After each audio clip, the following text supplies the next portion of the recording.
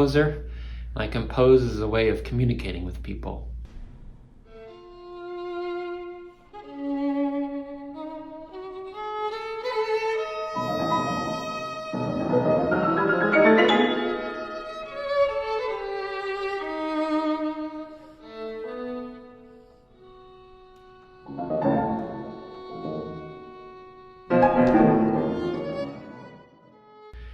The composer Aaron Copland famously said that you compose in order to communicate something about what it's like to live now, today.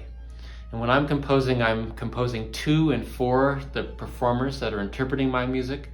I'm composing to and for the audience that are listening, and I'm also composing to and for myself and the musical characters that live within my pieces.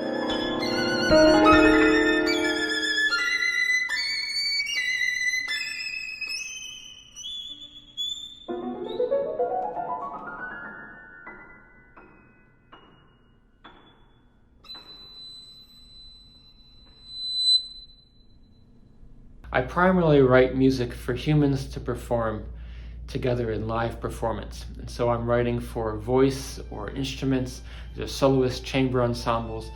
And really at the core of what I've been doing the last few years is thinking about how and why writing for humans to perform live for other people to listen is meaningful in a digital world that we live in.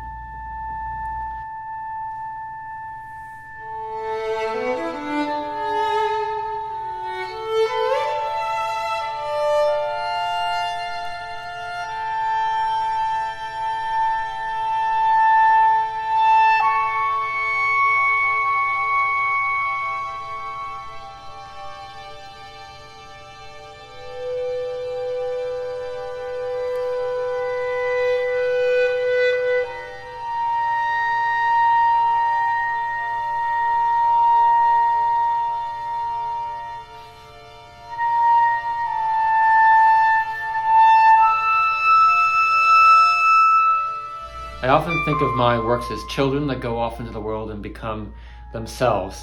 I learn about myself through composing, and I learn by hearing how other people think and listen to my music. And this is the greatest reward to me is hearing my music through the eyes and ears of other people.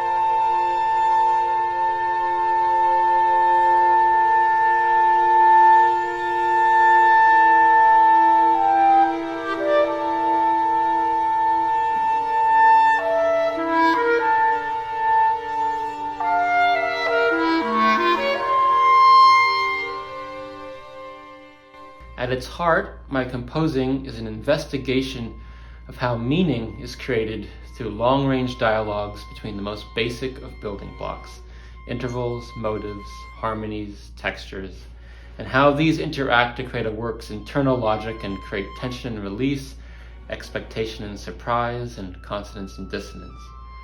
My goal is to tell a story and to be meaningful, whether or not I'm conveying something specific or an abstract thought or emotion.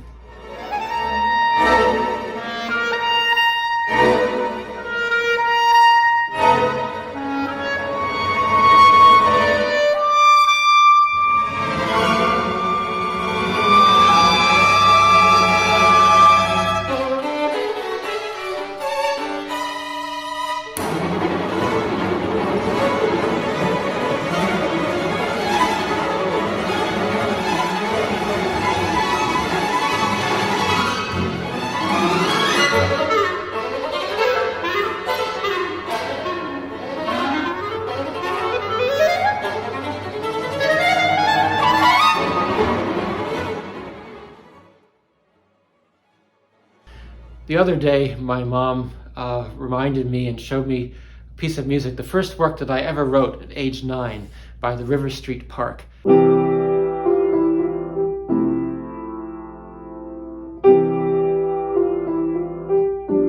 as I was looking at this work, I realized that from the very beginning, the aspect of music that's kind of stayed with me is wanting to capture and feel and communicate an emotion. And so my parents reminded me that at this piece, when I played the opening, I said, this chord it makes it so sad, it makes me want to cry. And now 30 years later, when I listen to my music, I feel this is really at the core of it, of what I'm trying to communicate and how the music comes forth within me.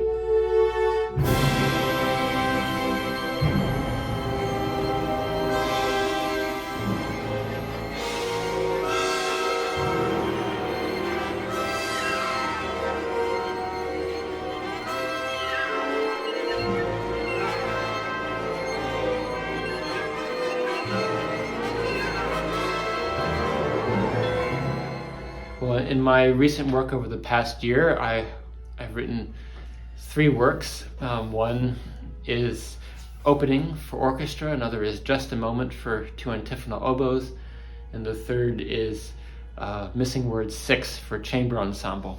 And with these, I've asked myself a few questions, and these have guided me.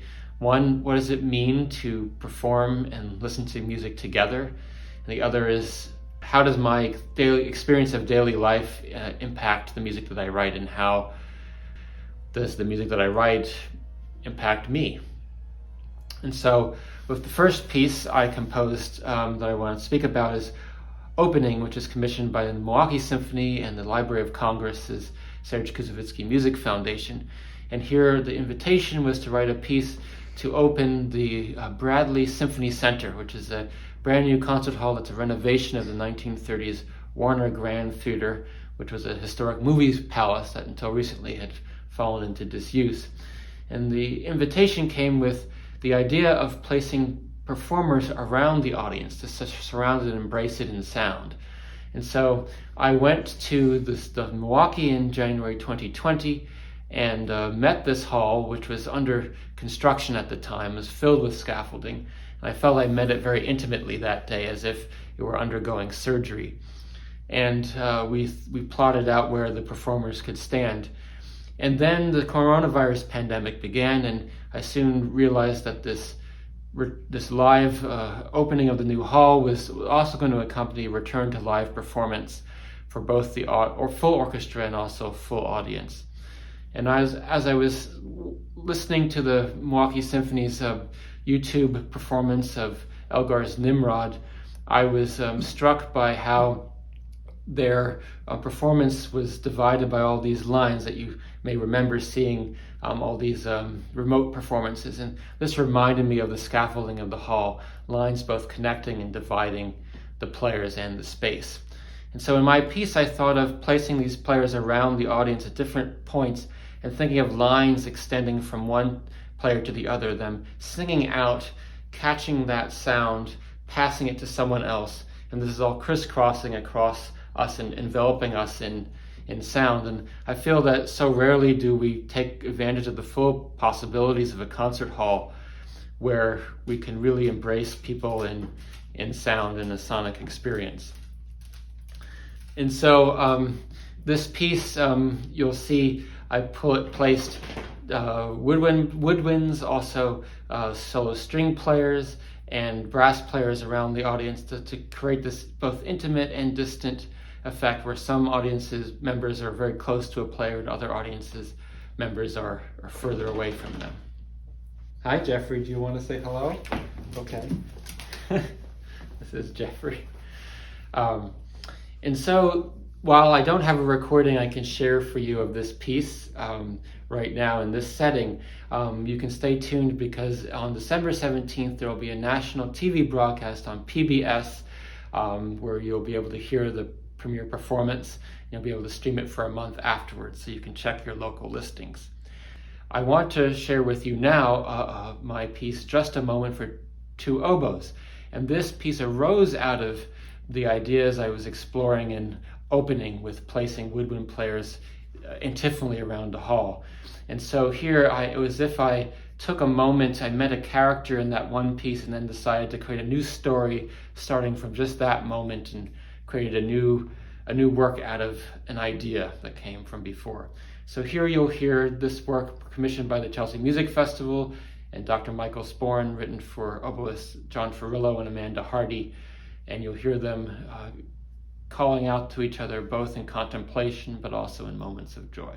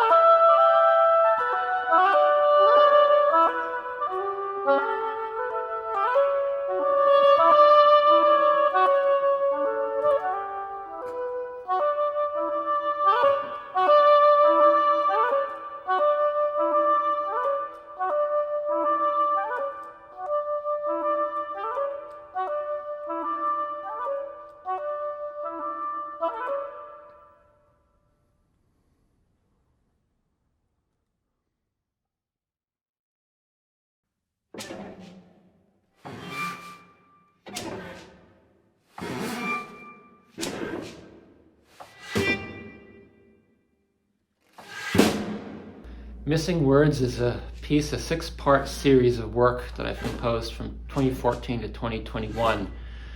And in it, I've responded to new German words that were invented by the author Ben Schott in his book Schadenfreude. These are new words for the human condition. They're in essence, as my wife calls them, Seinfeldian words, in that they describe experiences that we may all have experienced, but maybe not think about too carefully. And so there are things that if you shine a light on them, you can find deeper meaning in them, both humor but also beauty.